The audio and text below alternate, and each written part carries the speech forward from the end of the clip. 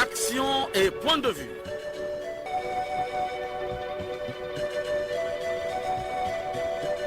Action et point de vue. Réaction du peuple sur le développement.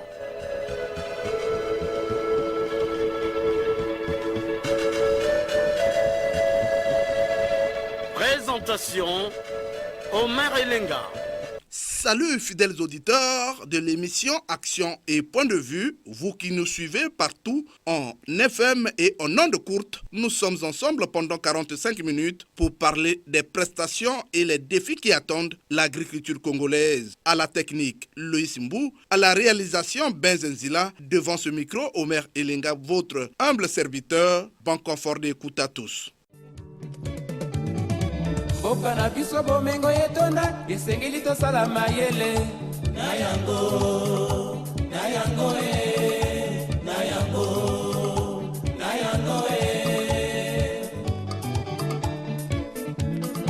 soki bati moto na ebonga ebongi asala makasi bato bakomi ebele na mboka toyeba kobongisa po tokanisa apres pétrole.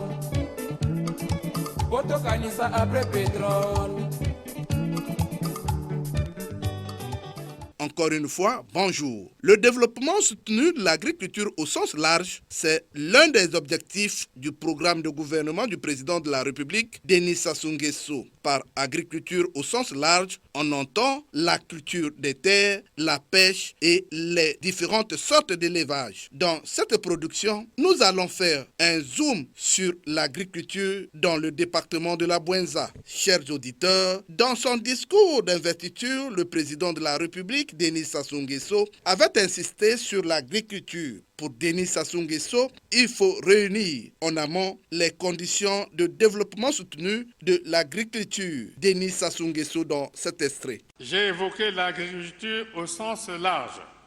Nous avons trop attendu. Je veux que mon nouveau mandat ait pour priorité cette révolution agricole que le pays attend. La confiance que vous venez de nouveau m'accorder montre que vous adhérez à ce message. Cette ambition d'indépendance alimentaire sera créatrice d'emplois pour les jeunes qui participeront activement, non pas à l'agriculture de nos ancêtres, mais à une agriculture modernisée et mécanisée, au rendement efficace et au potentiel infini, intégrés dans les échanges régionaux et mondiaux. Je dis une agriculture modernisée et mécanisée. Il en sera ainsi avec l'usine de fabrication des tracteurs qui devrait très vite démarrer ses activités dans la zone industrielle de Maluku, elle-même appelée à être totalement opérationnelle dès l'année prochaine.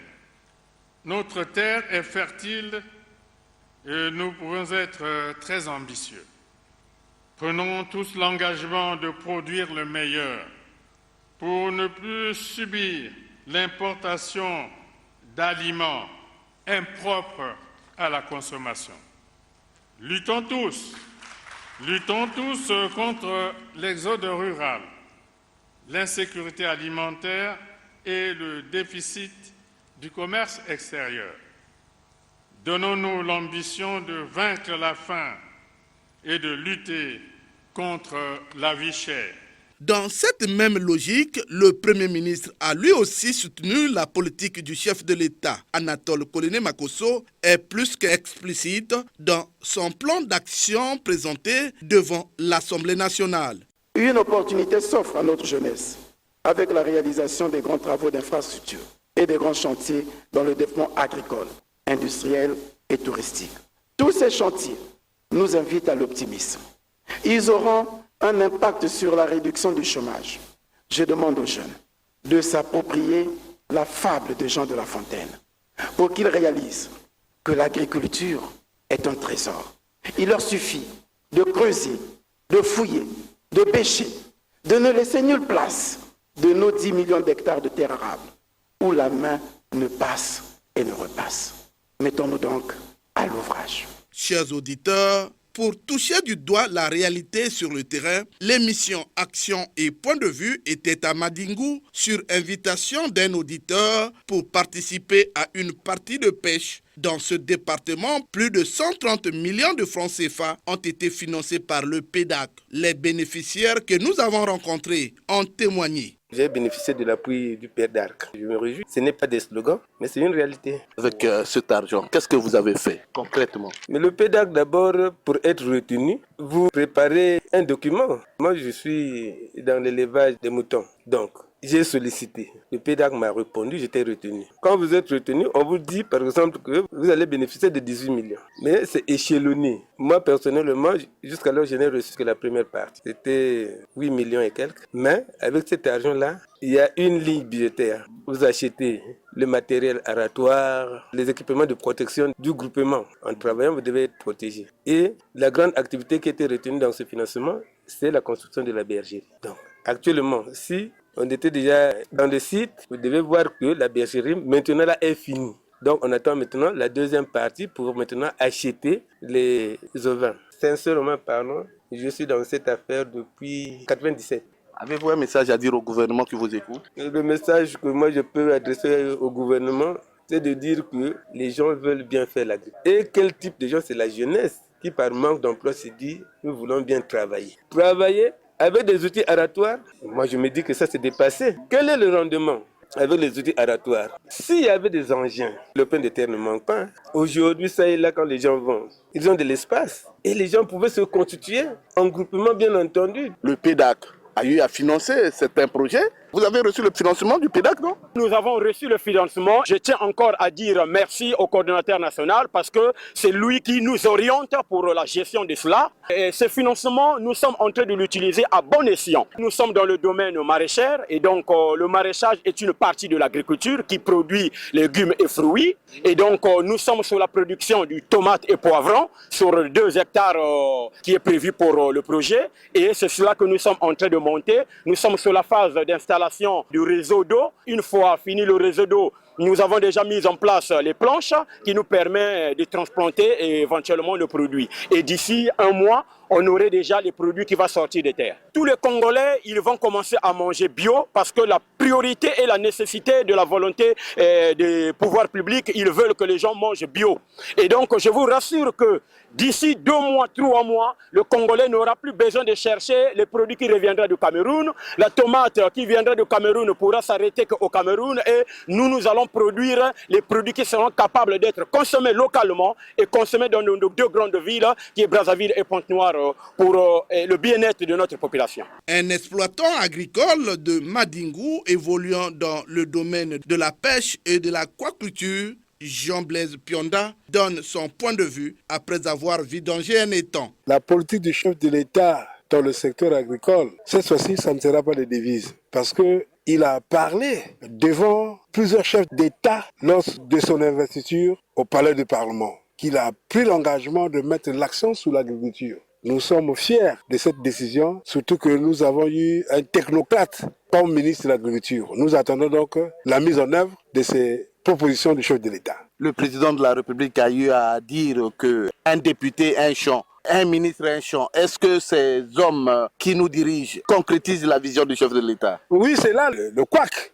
Parce que lorsque un chef de l'État parle et qu'il n'y a pas l'exécution, c'est qu'il y a problème. Il y a problème. Il a demandé aux députés, aux ministres, que chacun doit avoir un champ dans son département. Ah ben, ce que je connais, c'est une chose. C'est le ministre Mabiala qui a une ranch chez lui à Montbello. Sur tout le reste, je ne sais pas. Surtout qu'il ne communique pas, mais Mabiala communique. Ça, je le sais. Mais quant aux députés, c'est que de l'utopie. Ils ne sont pas sur le terrain, M. Omer Elenga. Et lui-même, le chef de l'État, il est exemplaire? Oui, le président est exemplaire parce que quand vous allez chez lui, il y a beaucoup de choses. Il a les piscicultures là-bas, il a des poulaillers. C'est un exemple que le Congolais devait suivre. Quand on nous disait à l'école, le paysan bachelier, mais c'est maintenant là que le paysan doit aller travailler avec son bac sur le terrain. Ne cherchons pas de midi à 14h. Il n'y a rien à faire. Il n'y a rien à faire. Mais ce que nous demandons au gouvernement, c'est d'accompagner les acteurs qui sont sur le terrain, ceux qui veulent suivre dans ce que le chef d'État a dit. Parce qu'on ne parle pas pour le plaisir de parler. On parle parce qu'on est acteur sur le terrain. Avec ces bassins-là, si on atteint les objectifs d'atteindre les 30 bassins piscicoles d'ici l'an 2024, le marché de Madingou sera envahi que de façon bio. Alors, vous avez certainement organisé un projet, mais est-ce que vous avez contacté le PEDAC? Parce que le PEDAC est en train d'investir dans ce sens-là. Dire que nous n'avons pas sollicité le PEDAC, c'est faux. Parce que le PEDAC, à l'époque, lorsqu'il a lancé sa première campagne, nous nous sommes inscrits. Mais lorsque nous sommes inscrits, cet animateur-là, la première question que vous a posée, vous avez combien d'années d'expérience? Je dis non, nous sommes à la première année d'expérience. Ah non, moi je ne vais pas visiter les gens qui n'ont pas d'expérience dans le domaine piscicole. Eh bien voilà. Mais je souhaiterais que ce monsieur-là puisse revenir à Madingou comme prestataire de plan d'affaires. Il viendra trouver ce qu'il viendra trouver pour dire, bon, est-ce que j'ai l'expérience ou on n'a pas l'expérience? C'est la question que je lui poserai. Le défaut chez les Congolais, c'est que les Congolais n'aiment pas l'ami congolais. Alors c'est un mal. Le social que nous prenons là, il faudrait que nous soyons humains, l'humanisme. C'est d'abord l'humanisme. D'abord le Congolais avant toute chose. Mais n'attendons pas que d'autres personnes qui sortent d'ailleurs puissent venir au Congo pour développer notre pays. Non, le Congo d'abord. Merci. Je vous remercie. Oui, le département de la Bouenza est favorable à la politique agricole prônée par le chef de l'État. Le directeur départemental de la pêche et de l'aquaculture du département de la Bouenza, Victor Ngila, réagit. Mes impressions, ça ne peut être que des bonnes. Vous voyez que nous avons réalisé une vidange à la coopérative Terre et Développement de Madingou de M. Pianda Jean Blaise. Quand vous regardez la production qui est sortie, c'est un peu plus de 500 kilos de poissons. Il faut dire que l'activité est en train de faire du chemin. L'équipe de la direction départementale est en train de passer dans les districts. Il y a un projet, le PEDAC, qui a financé 9 plans d'affaires dans le département, dans le cadre de la pisciculture. Et puis, RECAFIP, vous avez vu l'équipe, comme ils appellent ça, l'armée du poisson, qui était sur le terrain. Donc, avec tout ce monde, nous sommes en train de faire progresser l'activité piscicole dans le département de la Bouenza. Julien Péris, gestionnaire de projet RECAFIP des 3 départements, Poul, Bouenza et la Lékoumou, apprécie la politique agricole en général et de la pêche en particulier. On est basé au Congo depuis 2016 et donc l'objectif c'est vraiment de mettre en place, développer de façon durable une filière piscicole au Congo. Concrètement, dans les départements de la Bouenza,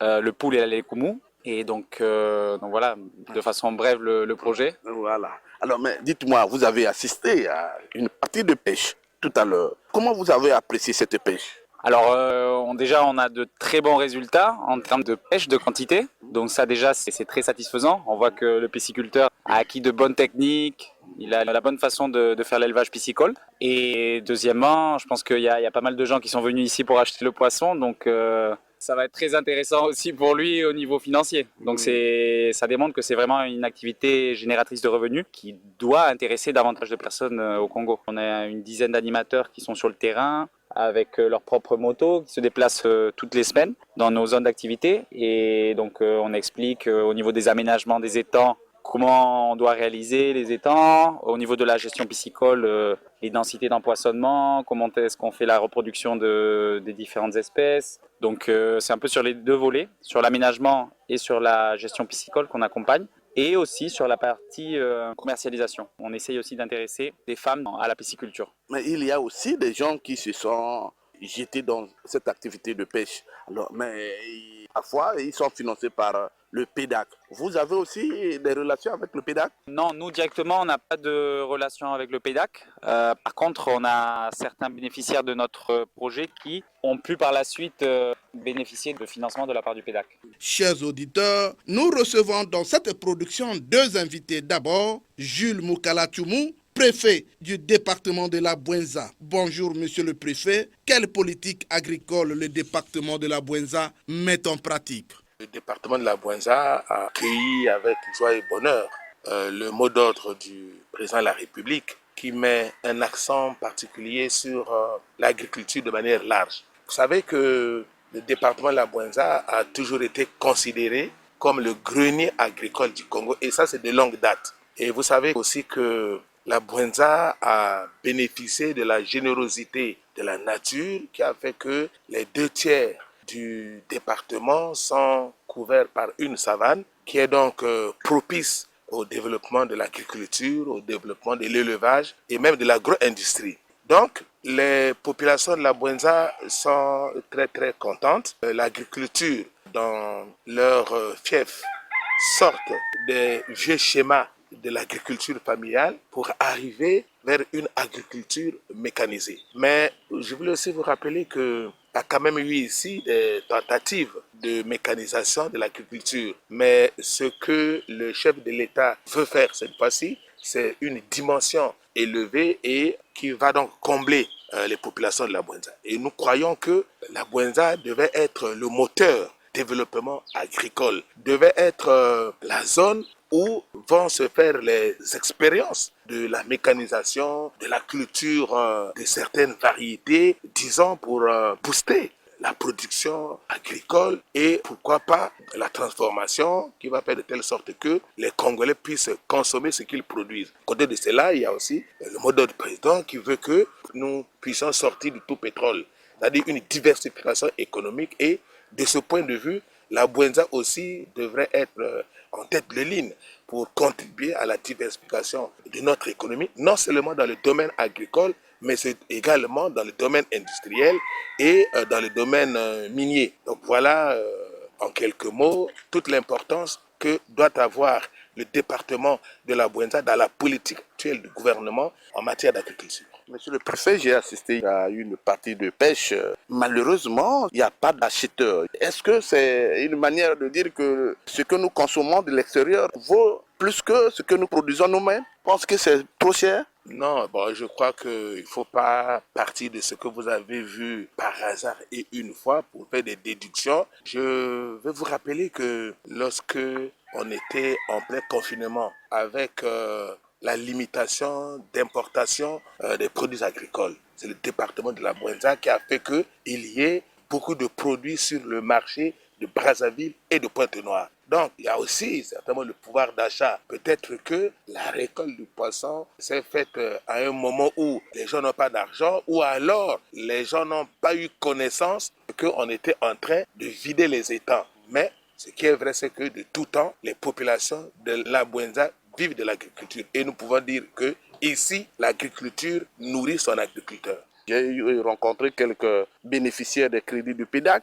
Est-ce que vous avez la maîtrise de ces bénéficiaires? Oui, on a la maîtrise de la politique du PEDAC et d'autres systèmes d'appui au développement agricole du pays. On a aussi la maîtrise des bénéficiaires parce que la plupart du temps, quand ils arrivent, ils ne manquent pas de présenter les civilités aux autorités départementales, dont le préfet. Nous sommes bien au courant de ce qu'ils font et parfois nous les aidons à orienter la politique vers les bénéficiaires qui vont trouver le bénéfice dans ce qu'ils font parce que le PEDAC apporte les moyens et il faut que ces moyens soient consacrés à l'objet pour lequel ces moyens ont été mis à la disposition des agriculteurs et nous, c'est le travail que nous faisons envers les animateurs du PEDAC dans le choix des bénéficiaires et aussi des conseils qu'on donne aux bénéficiaires pour tirer profit de l'appui que le PEDAC apporte. Merci, monsieur le président. Merci beaucoup. Un autre invité, pas les moindres, le coordonnateur du projet d'appui à l'agriculture commerciale PEDAC, Isidore Ondoki. Bonjour Isidore Ondoki. Bonjour. Que dites-vous au sujet de l'agriculture congolaise? Bon, je pense que, comme tout le monde l'a compris, les autorités ont désormais décidé de prendre à bras le corps la situation de notre agriculture. Après déjà le discours du chef de l'État, le Premier ministre a insisté dessus. Et nous, au ministère de l'Agriculture, on venait d'être réunis par notre ministre pour la stratégie d'action donc à notre niveau aussi. C'est pour dire que les autorités sont désormais en ordre de bataille. Et nous, avec elles aussi. Il y a eu beaucoup de slogans. Les Congolais se sont interrogés sur ces slogans. Est-ce qu'on peut dire que cette fois-ci, c'est fini? On est parti pour la mécanisation de l'agriculture? Bon, pour nous qui travaillons tous les jours dans l'agriculture, je ne pense pas qu'on peut dire qu'il n'y a eu que des slogans. Parce que les années passées, on a fait quand même beaucoup. On ne peut pas faire une révolution agricole en une année, en 2 ans ou en 3 ans. C'est une marche longue qu'il faut toujours commencer quelque part. Et je pense que depuis quelques années, les choses se mettent en place. Par exemple, on ne va pas oublier qu'en 2020, le gouvernement du Congo a organisé à Amsterdam une conférence sur le financement de l'agriculture. C'est pas quand même de la blague. C'était pour rechercher les financements de notre secteur agricole. Malheureusement, à la fin de cette conférence-là, il y a eu la pandémie de Covid-19 et beaucoup d'investisseurs qui avaient promis venir au Congo ne sont pas arrivés. En fait, bref, je pense que nos autorités font quelque chose. Maintenant, il faut renforcer cela. Et je crois que ce sont les décisions qui sont désormais prises. Et puis nous allons essayer de suivre nos autorités pour aller de l'avant. Cordo, le PEDAC venait d'organiser une série d'activités ou bien encore des offres dans les différents projets financés par la Banque mondiale et le Congo. Est-ce que les attentes des Congolais ont été au rendez-vous? En ce qui concerne le PEDAC, à proprement parler, que peut-être nous maîtrisons plus qu'autre chose, le projet se met en place correctement sur la base des engagements que la République du Congo avait pris déjà en 2017 vis-à-vis de la Banque mondiale. Il s'agissait de financer des acteurs agro-pastoraux et halieutiques à travers les groupes de producteurs, c'est-à-dire les coopératives et les groupements, mais aussi les micro, petites et moyennes entreprises. En tout cas, 3 ans effectifs de mise en œuvre du projet ont permis quand même de réaliser beaucoup d'activités. Nous avons aujourd'hui plus de 890 bénéficiaires, groupes de bénéficiaires, qui constituent à peu près plus de 12 000 personnes. Et ce sont des financements lourds qui ont été faits par le PEDAC. Des engagements de près de 13 milliards de francs CFA, environ 8 milliards déjà décaissés. Mais la situation agricole est telle que, quels que soient ces efforts-là, le Congolais a l'impression peut-être de ne pas voir les résultats. Mais comme nous avons l'habitude de dire, si l'État ne faisait pas ce qu'il faisait à travers le PEDAC et à travers d'autres initiatives, peut-être qu'on serait dans une situation plus difficile. Donc je pense que, en ce qui concerne vraiment le PEDAC, les réalisations sont palpables. Il suffit d'aller sur le terrain pour constater quand même que le projet est très présent. Cordo? Oui. Mais vous n'avez pas, disons, des institutions pour le contrôle des activités de ces bénéficiaires pour rendre compte à la Banque mondiale? Oui, le système de contrôle est mis en place, le système de suivi-évaluation déjà interne donc au niveau du projet, parce que nous avons des experts de suivi-évaluation, on en a nombreux, y compris même dans les antennes et donc à l'intérieur du pays. Mais nous avons aussi les services de l'État qui contrôlent la mise en œuvre du PEDAC, notamment les secteurs agricoles et les directeurs départementaux de l'agriculture, de l'élevage et de la pêche. Dans les zones où nous travaillons avec les populations autochtones, les représentants du ministère de la Justice, donc les directeurs départementaux de la promotion des populations autochtones, nous appuient aussi dans le contrôle des projets. Sans oublier parfois certaines activités que nous mettons en œuvre avec l'aide, avec l'assistance des conseils départementaux. Donc le système de contrôle est en place. C'est pour cela que la plupart des personnes qui ont eu les moyens du PEDAC sont en train de réussir, parce que ce système de contrôle ne permet pas trop de faire des déviations. Il reste qu'il y a toujours des gens un peu plus intelligents que d'autres qui contournent les procédures et nous mettent en difficulté. Mais malgré tout, nous sommes derrière ces personnes-là. Et quand nous n'arrivons pas, nous nous adressons à notre tutelle, donc au ministre de l'Agriculture, qui nous appuie dans le suivi. Parce que les fonds du PEDAC, c'est les fonds de l'État. Donc il n'est pas question que les gens prennent les fonds de l'État et fassent de ces fonds-là ce qu'ils veulent. Il faut qu'ils fassent ce qu'ils ont prévu de faire, respecter donc leurs engagements, leurs accords avec le PEDAC, pour que le Congo aussi, en retour, respecte ses engagements vis-à-vis de la Banque mondiale. Quand nous prenons les moyens pour le financement de l'agriculture, si le partenaire du Congo, donc son bailleur, la Banque mondiale, constate que les fonds n'ont pas été utilisés à bon escient, la Banque mondiale va déclarer ces montants-là inéligibles et va demander au gouvernement du Congo de rembourser ces fonds. Monsieur Le Cordo, dans le département de la Bouenza, il y a eu certains projets qui ont été financés par le PEDAC, mais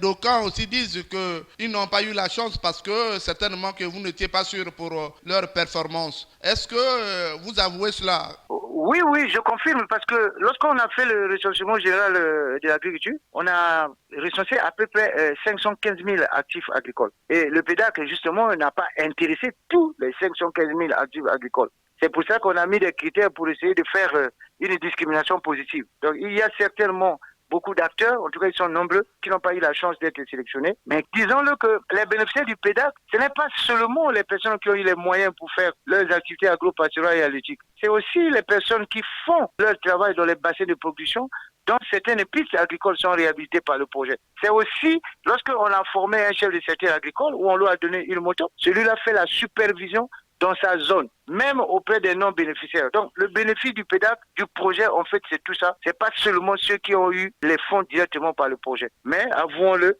le projet n'a pas financé tout le monde. Et on espère que Si jamais nous avons une nouvelle compagne qui peut être générale, à ce moment-là, ceux qui n'ont pas eu la chance pourront être sélectionnés. Mais il faut dire que même si on sélectionne à nouveau, ça ne va jamais arriver à la situation où tout le monde serait bénéficiaire. Ce n'est pas possible. Monsieur Le Cordon, je vous dis merci de votre participation. C'est surtout moi et bon vent à notre émission avec cette liberté d'expression, que ça continue toujours. Merci. Merci beaucoup. Oui, l'agriculture congolaise mérite une attention toute particulière des autorités. Le téléphone sonne. Nous sommes en ligne avec Wesso où nous appelle Fortuné. Bonjour Fortuné. Bonjour Monsieur Omer. Votre réaction au sujet de l'agriculture congolaise? Mon point de vue ne peut être que c'est le même, comme on a l'habitude de dire, sur l'agriculture, c'est un slogan. Dans les années 1980, on a parlé de l'agriculture, de priorité des priorités. Mais la mécanisation dont parle le président de la République, M. Omer, je ne sais pas si c'est maintenant là, avec tout ce que nous sommes en train de constater. La crise et tout, ça devient comme un slogan, M. Omer. On ne devait même plus parler en 2021 de la mécanisation agricole. L'agriculture au Congo, c'est une agriculture vivrière. Les paysans se débrouillent à leur manière pour vivre. L'appui de l'État, c'est comment? L'action du PEDAC est limitée, M. Omer. Parfois, quand on demande le dossier, il y a un groupuscule de gens qu'on retient pour avoir le financement. Mais on se demande même si aujourd'hui il y a la machine. Les paysans vont bénéficier de ça, M. Omer. Alors, Fortuné? Oui, M. Omer. À Madingou, on a organisé une partie de pêche. Vous encouragez ces jeunes qui sont en train de faire un travail à la main. Est-ce que c'est un encouragement pour celui-là? Mais on les encourage, monsieur, mais pourquoi pas les encourager? L'État ne fait rien. Pourquoi pas les encourager? S'il y a une bonne volonté de ce genre, pourquoi pas les encourager? Donc, monsieur Omer, c'est ça. Nous, on n'espère pas la mécanisation. C'est tout ça, c'est un slogan. Fortuné? Oui, monsieur Omer.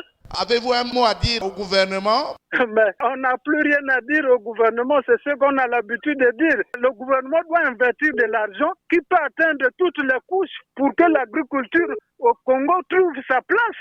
On ne peut pas espérer qu'au pétrole, mais le bois, l'argent, on ne voit pas. Mais si on peut penser de développer l'agriculture au Congo, c'est une bonne affaire. Je vous remercie, monsieur. Oui, je vous remercie également, monsieur Omer Elenga. D'Infondo, Lucien Bokendje, bonjour. Bonjour, monsieur Omer Elenga. Je vous écoute. Merci beaucoup, monsieur Omer Elenga. Effectivement, le gouvernement a fait beaucoup d'efforts. Le président de la République a émaillé l'ensemble du pays des voies de communication, mais ce n'est pas encore suffisant. Ça, c'est le premier problème. Le deuxième, c'est le problème de financement. Notre population n'a pas encore la culture associative. Or, aujourd'hui, la plupart de ceux qui prétendent au financement, c'est les groupements. Mais la pratique veut qu'aujourd'hui, lorsqu'on a financé un groupement, quelques jours après, il éclate. Et donc, notre politique agricole, je trouve qu'elle n'est pas adaptée à notre ère et à nos conditions, à nous, les Congolais. L'État devait revoir cette politique. Le PEDAC, c'est une très bonne chose. Beaucoup de groupements, on les voit ici. Surtout que chez nous, c'est d'abord le manioc pour le moment et puis le cacao. Mais si l'État congolais ne donne pas sa contrepartie, aujourd'hui, ces groupements sont bloqués parce que la première partie a été épongée. Ils attendent qu'on leur donne la deuxième tranche. Mais sur tous les groupements retenus, on a sélectionné quelques-uns qui vont recevoir certainement la deuxième tranche, mais les autres n'en auront pas parce que le gouvernement n'a pas donné. Et je crois que les projets, lorsqu'on les ficelle, il faut les amener jusqu'au bout. Donc, quand vous avez dit que ce projet doit coûter 100 francs, que la Banque mondiale va donner 70 francs, donnez déjà vos 30 francs avant que la Banque mondiale ne vienne donner sa contrepartie, M. Omer Elenga. Je sors de Madingo où un citoyen très engagé a fait la pêche. Il s'appelle Blaise Bionda. Comment vous appréciez ces prestations? Si les Congolais peuvent faire autant, c'est pas mauvais. Effectivement, c'est ce genre de citoyen dont on a besoin et individuellement, on devait le financer parce qu'il a dû le faire avec ses moyens propres. Il faut le financer, il faut l'aider à écouler son produit parce que si à Madingo, on ne peut pas acheter son poisson, mais on peut l'acheter à Pointe-Noire, on peut l'acheter à Dolisie, on peut l'acheter à Brazzaville. Mais ils sont nombreux comme ça. J'en connais ici qui nous sortent des camions et des camions de tubercules de manioc, de maïs, de patates, d'igname, mais qui ne peuvent vendre qu'à Infondo. Bon, c'est un investissement un peu nul. Or, ce genre de produit, si on peut facilement l'écouler, ce serait une bonne chose. Vraiment, félicitations à ce concitoyen. Il faut vraiment que l'État puisse l'aider. Je vous remercie, Lucien Bokite. Merci beaucoup, M. Omer Elenga. Un autre auditeur est en direct d'Oyo. J'imagine qu'il s'agit de Lenga Tipo. Bonjour Lenga Tipo. Bonjour monsieur le journaliste. Vous êtes en direct. Vous avez une réaction? Monsieur Omer, l'agriculture c'est le premier pilier de la vie d'un peuple. Depuis les années 60 jusqu'à nos jours, l'État congolais a déployé des gros efforts matériels dans ces secteurs. Mais sur le terrain, qu'est-ce qu'on constate? Ces efforts se ressemblent à un coup d'épée dans l'eau. La crise de l'autorité de l'État est à l'origine de ce tableau sombre de notre pays. Le Congo est un pays à vocation agricole, un pays où le Seigneur a tout donné. Nous avons des forêts, on a de l'eau, on a des savanes et une gamme de climats favorables à l'explosion d'une agriculture d'élite, je dirais peut-être de pointe.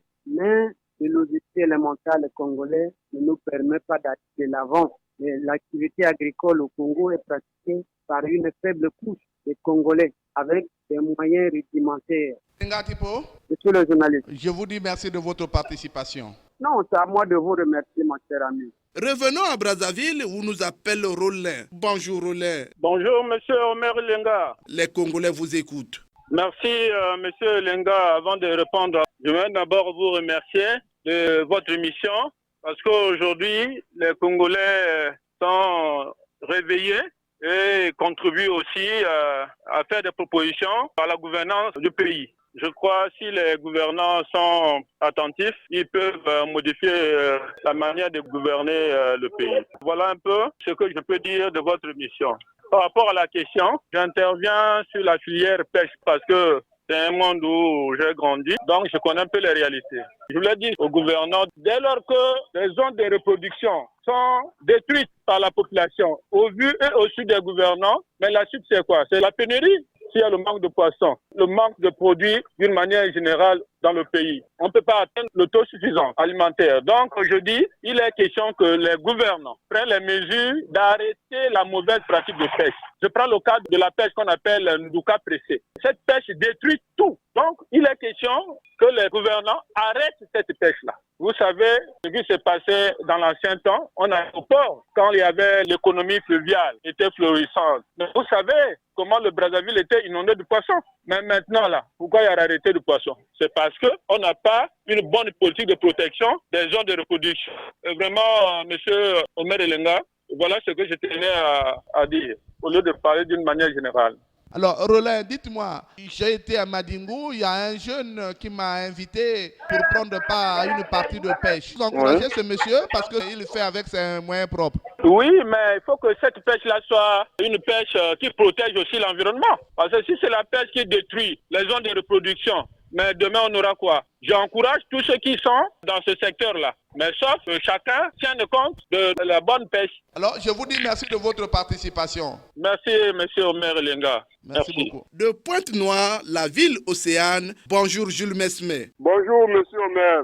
Vous êtes en direct sur la chaîne nationale. Votre point de vue. Monsieur Omer, le Congo, par sa situation géographique, du nord au sud, de l'est à l'ouest, est un pays agricole, puisque arrosé par de nombreux cours d'eau et possède une terre très fertile. Au regard de cette présentation, nous pouvons dire haut et fort que le Congo devrait être le grenier de l'Afrique, malheureusement. Nous citons parmi ces slogans une école, un champ, l'agriculture priorité des priorités, l'autosuffisance alimentaire d'ici l'an 2000.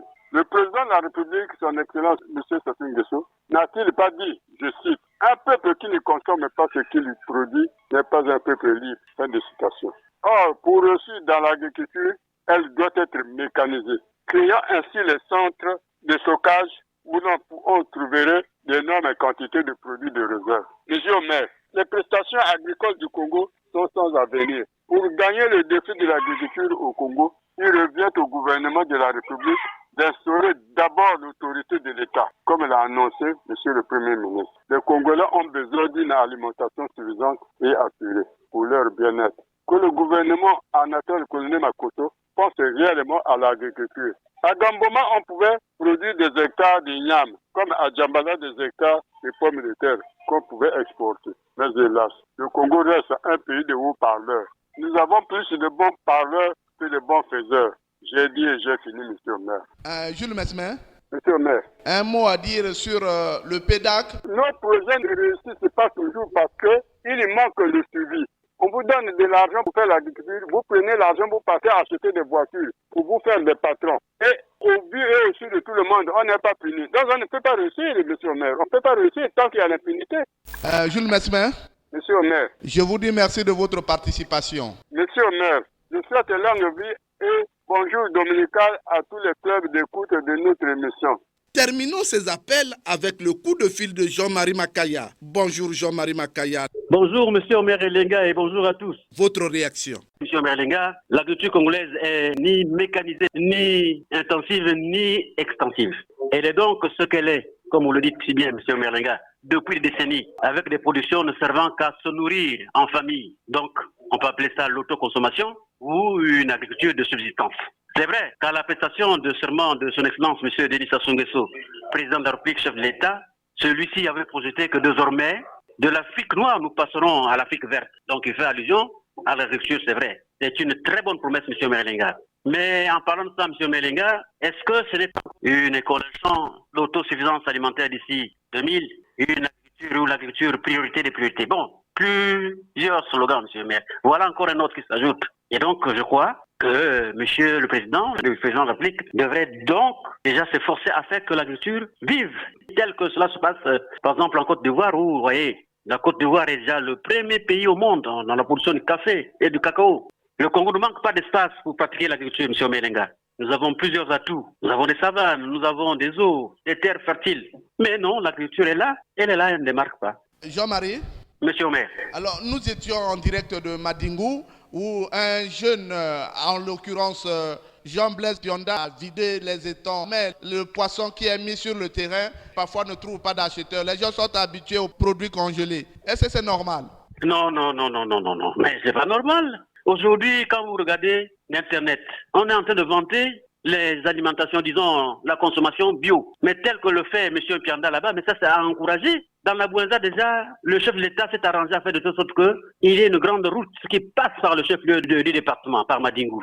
Mais je crois que les gens peuvent profiter d'acheter du poisson produit par M. Pianda. Donc, du coup, quand les gens sont attachés à ce qui est importé là, mais ça ne va pas du tout. Et on ne devrait vivre que du bio. C'est bon pour la santé, M. Merlinga. Encouragement à M. Jean-Blaise Pionda qui a déjà fait quelque chose. Et si demain, d'autres Congolais pouvaient faire autant, je crois que ce serait bon pour nous. Alors, Jean-Marie Makaya, le préfet de la Bouenza, dit qu'il faut mettre en pratique la politique du chef de l'État. Alors, que dites-vous aux différents préfets qui devraient en principe mettre la politique du chef de l'État en évidence? Mais ce que dit le préfet de la Bouenza, mais il ne fait qu'accompagner le chef de l'État et d'autres préfets aussi devraient faire autant. Mais je crois qu'on ferait d'abord un recensement département par département. Moi, je suis du Kwilu. Je vous dis que le maillon profond du Kwilu produit de la banane de toute nature. Donc, on devrait faire de telle sorte que l'on fasse un recensement, département par département. Quel département produit ceci, quel autre département produit cela, ainsi de suite. Effectivement, on met les moyens. On va déverser les tracteurs dans ces zones-là pour qu'il y ait une grande... Vous voyez. Donc, du coup, ces préfets doivent accompagner le chef de l'État dans cette politique. Jean-Marie? Monsieur Omer? Alors, d'aucuns aussi disent qu'il y a trop de slogans dans le domaine de l'agriculture. Les faits sur le terrain ne sont pas palpables. Mais je suis parmi ceux-là. Je l'ai dit tout à l'heure. Déjà, il y a un nouveau slogan qui arrive là. Nous partons de l'Afrique noire pour l'Afrique verte. C'est un nouveau slogan qui s'est ajouté au premier. Trop de slogans, de trop pour rien. Il faut qu'on soit maintenant sur le terrain pour que le pays vive. Jean-Marie? Monsieur Omer. Je vous dis merci de votre participation. Merci beaucoup, Monsieur Merlinga. Merci à tous mes amis qui me suivent de si loin. Merci beaucoup. Et longue vie à l'émission, Monsieur Merlinga. Merci beaucoup.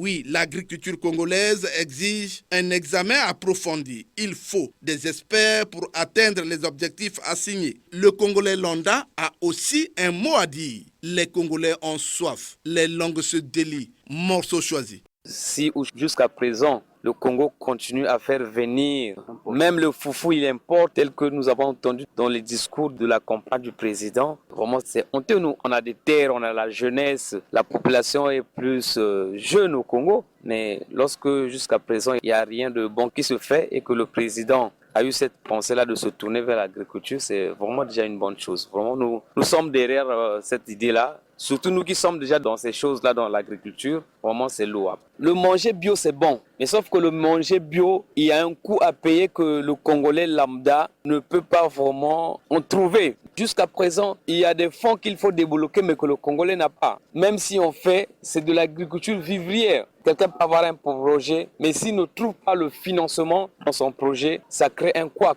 Nous avons eu le financement de PEDAC. Le PEDAC est venu, rien qu'avec la sensibilisation, on avait vu que c'était une bonne chose. Avant que je vous dise un peu ce qu'on a fait, mais il faut d'abord qu'on dise ce qu'on n'a pas pu faire, parce que c'est là où le bas blesse. Le PEDAC est venu avec un projet qui était bien. Les plans d'affaires ont été modifiés avant même le financement. Donc du coup, il y a des chapitres qu'on a enlevés qui étaient vraiment importants pour nous. Mais malgré ça, nous avons accepté le peu qu'on nous avait donné, puisque le PEDAC avait dit qu'il pouvait subventionner jusqu'à 20 millions. Dans notre plan d'affaires, on avait prévu acquérir 1500 sujets de poulettes. Et puis, les 1500 sujets-là, il fallait bien qu'on les loge. Donc, il fallait construire des bâtiments pour que nous puissions loger les 1500 sujets. Donc, il fallait sortir hors d'un cahier pour chercher un endroit où construire et faire l'activité. Mais le PEDAC a écarté le bâtiment, ils ont écarté le moyen de transport. Donc, du coup, on s'est retrouvé avec 1500 sujets, mais sans endroit pour les héberger. À ce niveau-là, c'est déjà un grand souci. Mais nous nous sommes battus. Jusqu'à présent, on a pu avoir un bâtiment et on est en train de louer pour mettre les 1500 sujets, mais la location de ce bâtiment-là n'était pas prévue. Actuellement, avec le financement que nous avons eu, récemment nous avons travaillé avec le prestataire, le financement est à 87%, ce que nous avons reçu déjà comme argent. En ce moment-ci, ça devait déjà être le 100%, puisque le projet consistait à financer jusqu'au moment où les poules vont commencer à pondre. Le PEDAC appuie ces jeunes dans les différents projets. Mais ces jeunes ne connaissent pas, nombreux n'ont pas encore eu les informations et certaines zones inaccessibles ne permettent pas au projet d'y accéder, de descendre et entretenir et finalement permettre à ces jeunes d'écouler les marchandises, les produits qu'ils ont. Lorsqu'on parle de l'agriculture, n'oublions pas que nous sommes un département très riche, la Bouenza. La culture de maïs qui était une culture longtemps méconnue est désormais une culture qui apporte un peu plus et les gens s'y intéressent abondamment. Les tubercules, n'en parlons pas. Les hectares, si vous pouvez vous permettre de visiter les profondeurs de ce département, vous découvrirez qu'il y en a des Congolais qui se sont lancés. Mais ce n'est pas l'homme politique, franchement. C'est plutôt des Congolais, des paysans et certains fonctionnaires qui pensent que pour joindre les deux bouts de moi, c'est pas trop facile et donc s'engagent aussi dans ces différentes activités agro-pastorales. Les risques sont énormes parce que les sorties d'argent de l'État, quant à importer les produits parfois variés que nous regrettons un peu plus tard, qu'on va brûler un peu plus loin, simplement parce que ces produits-là auraient passé déjà beaucoup de temps dans les différents pays d'où ils viennent. C'est les Bembeadou, là, c'est les Moseka, ainsi de suite. Mais aujourd'hui, en tout cas, ce sont des carpes qui sortent des étangs et ça fait du beau lorsqu'on se retrouve à la maison, quoi, et au prix très démocratique, très bas, enfin accessible à presque toutes les bourses, voilà. Lorsqu'on parle de l'agriculture, n'oublions pas que nous sommes un département très riche, la Bouenza. La culture de maïs qui était une culture longtemps méconnue est désormais une culture qui apporte un peu plus et les gens s'y intéressent abondamment. Les tubercules, n'en parlons pas. Les hectares, si vous pouvez vous permettre de visiter les profondeurs de ce département, vous découvrirez qu'il y en a des Congolais qui se sont lancés. Mais ce n'est pas l'homme politique, franchement. C'est plutôt des paysans et certains fonctionnaires qui pensent que pour joindre les deux bouts de moi, c'est pas trop facile et donc s'engagent aussi dans ces différentes activités agro-pastorales. Aujourd'hui, nous, en CAI, il y a des tracteurs qui sont en CAI là, CAI district, qui ne fait rien. Ça fait au moins plus de 3 ans, 4 ans. Ici, c'est comme si c'est un monument qu'ils avaient placé là. Chaque jour, quand nous pensons là, on voit toujours tous les tracteurs là, qui ne font rien. Donc, maintenant que les paysans, ils ont tenté de regretter, au lieu de prendre la houe, alors qu'il y a des tracteurs qui sont là. Pas le président de la République qui leur disent qu'il ne faut pas utiliser ces tracteurs-là. Mais aujourd'hui, si on a des meneurs d'hommes qui peuvent nous amener sur ces actions-là, on doit le faire, l'agriculture. Si on a des matériels appropriés, on doit les faire. Parce qu'aujourd'hui, le chômage nous dit de quelque chose. Donc, nous, on cherche des bons dirigeants qui peuvent nous accompagner.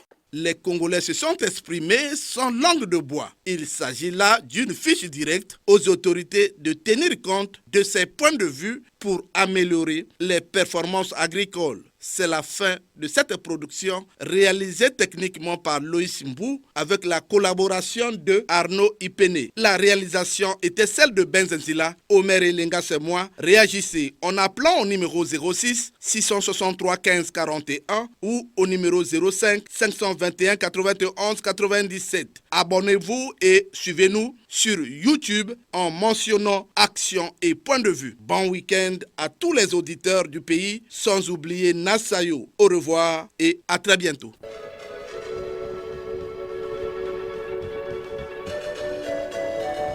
C'était Action et Point de Vue, Omer Elenga.